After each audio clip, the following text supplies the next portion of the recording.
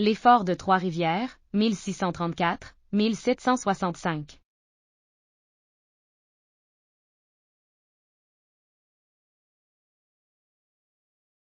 Le site est visité en 1535 par Jacques Cartier qui va planter une croix sur l'île Saint-Quentin située à l'embouchure de la rivière Saint-Maurice.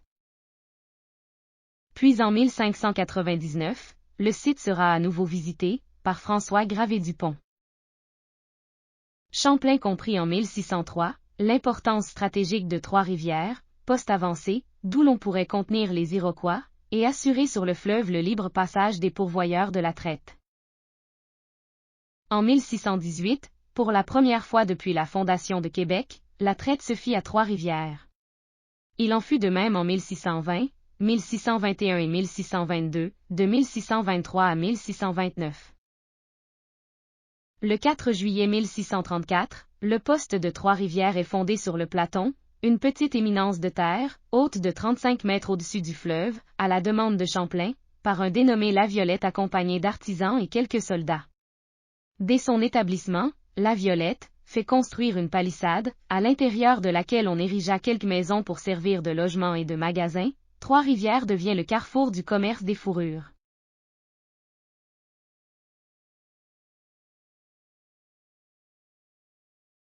Suite aux recherches de l'auteur de Sur la piste de Laviolette, Robert de Longuevillers, Alain Gervais.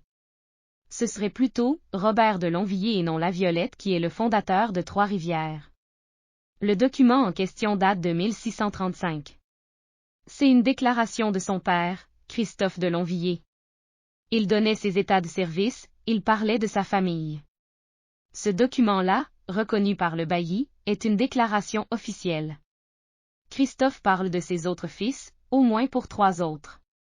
2 des frères de Robert sont allés en Acadie, où ils connaissaient la présence de membres de la famille de Longuevillers. On retrouve 2 documents dans un cadre fiscal. Ce document était connu en France, il a déjà été utilisé par des historiens des Antilles. La démarche de recherche et de validation de M. Gervais est expliquée en détail dans le livre. Le 7 juillet 1634, plus de 150 canots d'Algonquins et de Hurons partent pour la Huronie. Le 8 septembre, les jésuites Paul Lejeune et Jacques Buteau établissent une mission permanente à Trois-Rivières. En décembre 1635, le premier fort est détruit par un incendie, puis est reconstruit. Le 19 août, le gouverneur de Trois-Rivières, Guillaume Guillemot du Plessis-Kerbodeau, fait une sortie avec 50 Français et 12 Amérindiens. Celui-ci sera tué avec 8 hommes lors d'une embuscade à Pointe-aux-Ormes, à l'ouest de la ville. En 1644, Pierre Boucher vient s'établir aux Trois-Rivières. Il est élu capitaine de milice et commande la défense de la ville, il fait construire un fort de pieux autour du bourg de Trois-Rivières. Celui-ci comportait 3 redoutes aux angles et plusieurs bastions. Le nouveau bâtiment est plus grand que le précédent et est muni d'un pont-levis qui en améliore l'accès. C'est au printemps de 1650 que le maître charpentier Paul Chalifour érigea pour Michel Leneuf du Hérisson un moulin à vent au Platon, en avant du bourg de Trois-Rivières en bordure du chemin qui donne vis-à-vis la terre des Jésuites. Habitants de Trois-Rivières en 1650. 1. Pierre et Mathurin Guillet frères. 2. Élie Grimard. 3. Claude Hessay. 4. Thomas Godefroy de Normanville. 5. Marin Chauvin. 6. Pierre Boucher. 7. Étienne Seigneuret. 8. Étienne Vian. 9. Gilles Trottier.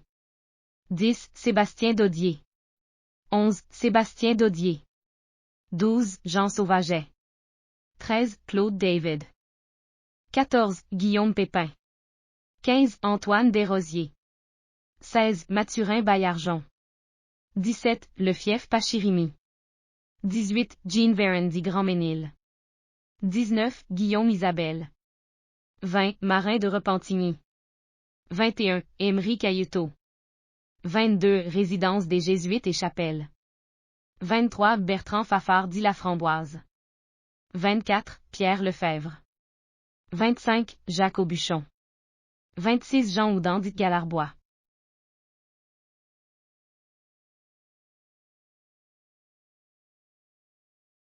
En 1653, Trois-Rivières fut assiégée par plus de 600 Iroquois, la ville était défendue par Pierre Boucher et 46 Trifluviens.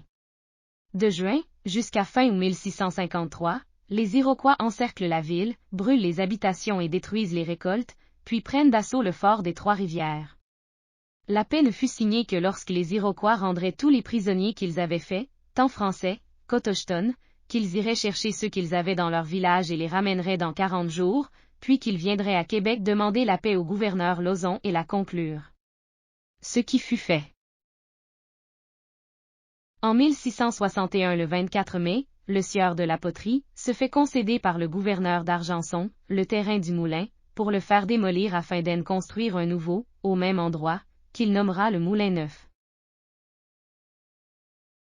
En 1663, Trois-Rivières est désigné pour être le siège d'un gouvernement régional à l'égal de Québec et de Montréal. Le 16 mai 1664, le gouverneur Augustin de Saffred de Metz concède un terrain pour l'église paroissiale et le cimetière. Le 30 juillet 1685, le gouverneur de Nonville fait entourer la ville de Trois-Rivières d'une palissade et des bastions.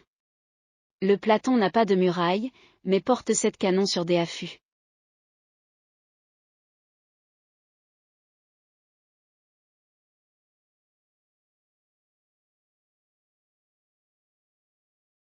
En 1690, face à l'invasion anglaise, on entreprit la restauration des fortifications du fort en bois de Trois-Rivières, qui tombaient en ruine. En 1697, le gouverneur de Trois-Rivières accorde aux frères Fafard la permission de construire un autre moulin à vent. Arrivée des Ursulines à Trois-Rivières. En 1752, durant 5 jours, du 7 au 23 mai, un terrible incendie va détruire la muraille en bois du fort de Trois-Rivières. Les limites du bourg de Trois-Rivières furent fixées par proclamation le 7 mai 1792.